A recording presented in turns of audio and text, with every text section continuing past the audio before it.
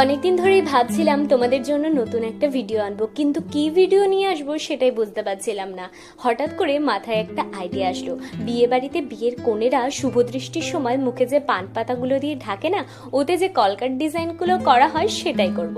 কিন্তু বাড়িতে পান পাতা থাকলেও পান পাতা তো খুবই পাতলা হয়, আর তাতে ডিজাইন করতে করতেই না একদম নেতিয়ে পড়ে, আর দেখতেও ভালো লাগে না। তাই ভাবলাম কি বট পাতাতে ডিজাইনটা করি। বট পাতা তো একটু মোটা হয়, তাহলে ডিজাইনটাও অনেকক্ষণ থাকবে আর দেখতেও ভালো লাগবে। যেমন ভাবা তেমন কাজ। গাছ থেকে একটা বট পাতা তুলে নিয়ে তাতে ডিজাইন করতে শুরু করে দিলাম। এই ডিজাইনটা করার জন্য আমি যে তুলিটা ব্যবহার করেছি সেটা হচ্ছে 000 সাইজের তুলি, আর এই তুলিটা খুব ভালো হয়। এরই কিছু তুলি আমার রয়েছে, তোমাদেরকে আমি একটা ভিডিওতে দেখিয়ে দেবো। তোমাদের সঙ্গে গল্প করতে করতে আমার ডিজাইন করাটা প্রায় শেষ হয়ে গেছে। এই সিম্পল ডিজাইনটা তোমাদের কেমন লাগলো অবশ্যই কিন্তু কমেন্ট করে জানিও, আর ভালো লাগলে একটা লাইক করে দিও।